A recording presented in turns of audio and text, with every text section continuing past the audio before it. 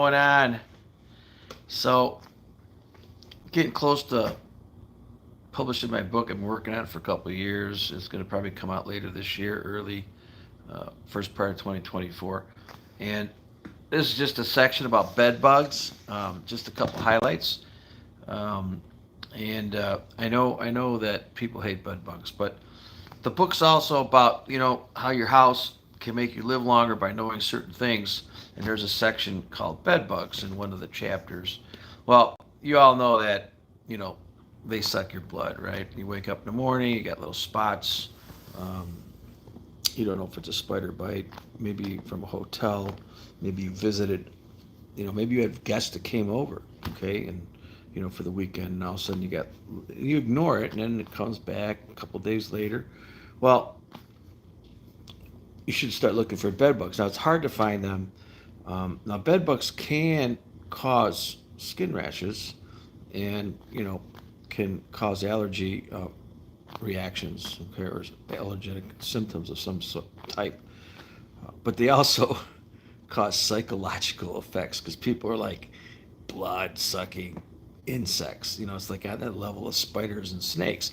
And so psychologically, it can mess you up, even though maybe it's not going to hurt you. Well, they don't produce a lot of fecal matter, okay? And I don't really do fancy videos. So YouTube is not worthy of fancy videos anymore because they give me strikes, and I'm just not going to waste time on them. So if you want to see, you could just Google, how to find bed bugs, and they'll show you what to look for in your mattresses. You look at outlets, little spots, okay. But I'm just letting you know a little bit about them right now. Um, they can become infest if they get a host and they start um, sucking your blood. They can reproduce, and over a time period, you can have lots of them, and you can have a major infestation if left alone.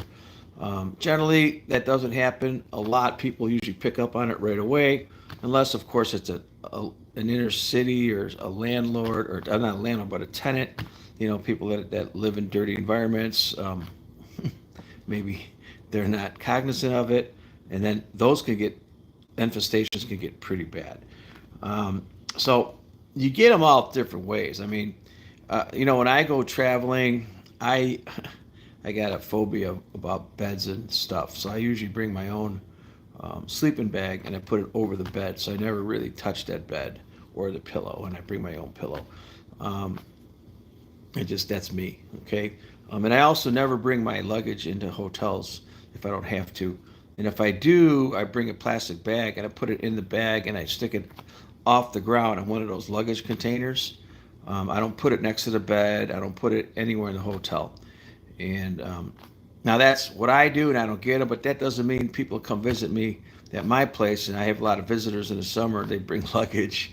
I don't know what they're bringing in and where they're coming from. I've got kids in Chicago and Cleveland, and so who knows? Okay, so sometimes it's completely out of your control.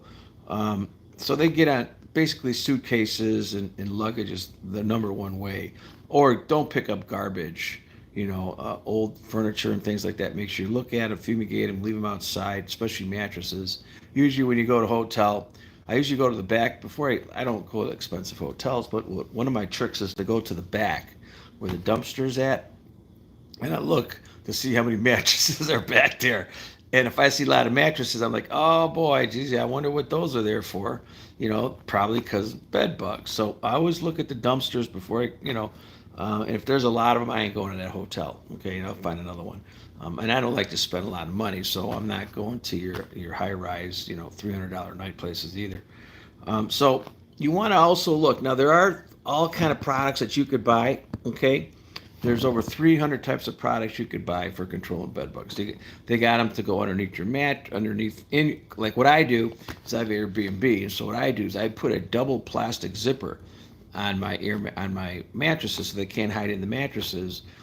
So, and then I also caulk all the walls, and then on the bottoms of the bed they have these little trays you could put underneath the legs. These are just two products. There's 300, at least 300 products, and you could just Google bed bug products, okay, and you could check it out. Now if you want to get rid of bed bugs in your home, you can try to do it yourself. And there's all kind of chemicals you can buy, and pesticides, insecticides. You want to always read, the back of these labels and make sure you properly install, you properly place, and whether you're fumigating or you're baiting or whatever method you're using, make sure you read and do it right. You may have to do it a couple times. There's also a diatomaceous earth is a good way of controlling bed bugs, and that's good for all kind of little small insects. Unfortunately, you're going to have little dust around the house doing that. Okay, but that is a way. Another way is the number one way is I have a friend now that does it, and he will show up to your house with these heaters, and what he'll do is he will heat the house to at least 120 degrees, and it's heated for a while, okay, and it kills them. So heating the house is a great way of doing it. It's a little expensive because you got to do the whole house. It's not like they're going to fly to another house. They don't travel very far, okay. And the only problem with that is if you're going to do the heating, you better look up and see what it'll damage. So certain plastics can become elastically deformed. Artwork, if you got expensive artwork, things like that on your walls, maybe you take those out, put them somewhere else. Candles will melt, okay, if you're into candles. And I do have a section in my book about candles, and I'll do a video on candles again in the future. But it can do damage. So heating your house can do damage 120 degrees. But what also does, and they never talk about it, kills everything else. It probably kills the spiders. It probably kills ant colonies. It probably makes bats move, leave.